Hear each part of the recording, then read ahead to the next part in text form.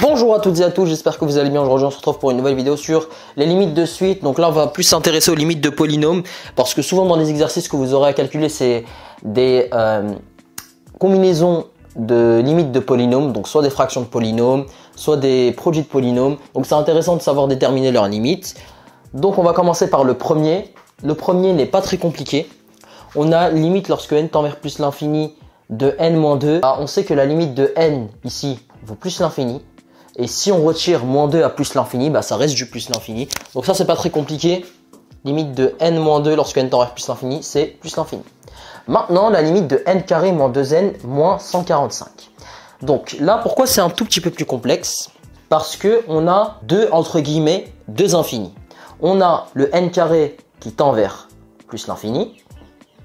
Et on a le 2n qui tend aussi vers plus l'infini. Donc le moins 145, on s'en fiche un peu puisque devant des plus l'infini, c'est comme s'il n'existait pas. Donc là, on a du plus l'infini moins plus l'infini. Donc on a du plus l'infini moins l'infini. Et le souci, c'est que ça, c'est une forme indéterminée. Donc on verra les formes indéterminées dans la vidéo suivante. On ne sait pas lequel des deux domine et à quel point il domine. Donc ce qu'on fait, en général, c'est on lève l'indétermination. Et comment on lève cette indétermination? En factorisant par le terme de plus haut degré. Donc c'est ce que je vais faire. Je vais factoriser du coup par n au carré, car c'est le terme de plus haut degré. Donc là, j'ai commencé ma factorisation, je mets n au carré à l'extérieur, n au carré facteur de 1, parce que le n au carré ici est multiplié par 1. Ensuite, le second terme, c'est moins 2n sur n au carré, car n au carré fois moins 2n sur n au carré, ça fait bien moins 2n. Et le dernier terme, c'est moins 145 sur n au carré. Donc voilà, on a bien ce truc-là qui est égal à ce truc-là. Et en fait, là, l'avantage, c'est qu'on pourra calculer les limites à gauche et à droite et voir du coup vers quoi ça tend. Donc la limite de n carré, ça on l'a déjà vu, c'est plus l'infini. Lorsque n tend vers plus l'infini. Ensuite, on va décomposer la limite de ces trucs-là. Donc 1, ça bouge pas, c'est 1. Ensuite, moins 2n sur n au carré. Déjà, on peut le simplifier. On peut simplifier un des deux n du n au carré avec le n en haut. Du coup, qu'est-ce que ça donne? Ça donne moins 2 sur n. Et on sait que 1 sur n tend vers 0. Donc, moins 2 fois un truc qui tend vers 0, ça tend vers 0. Donc, ce truc-là, 0. Ok.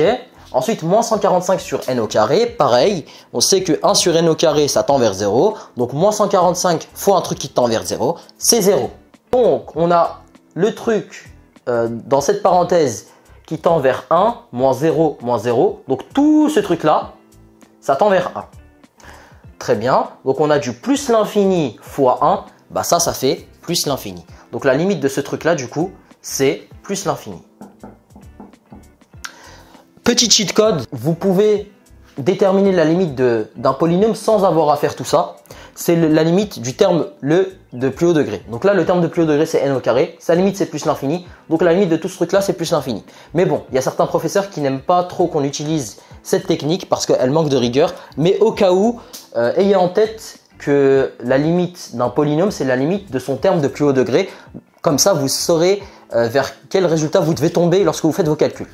Donc pareil, ici, on va pré-shot la limite de ce polynôme-là. Donc j'avais dit que c'était la limite du terme de plus haut degré, donc la limite de moins 4n au cube plus 10n au carré plus 15n plus 19.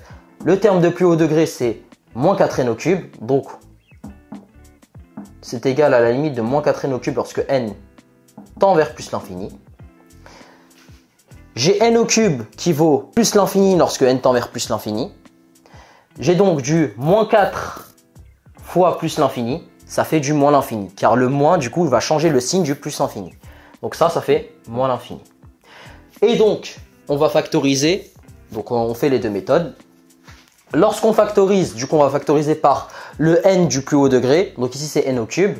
Je factorise. J'ai, du coup, n au cube facteur de moins 4 plus 10n au carré sur n au cube plus 15n sur n au cube,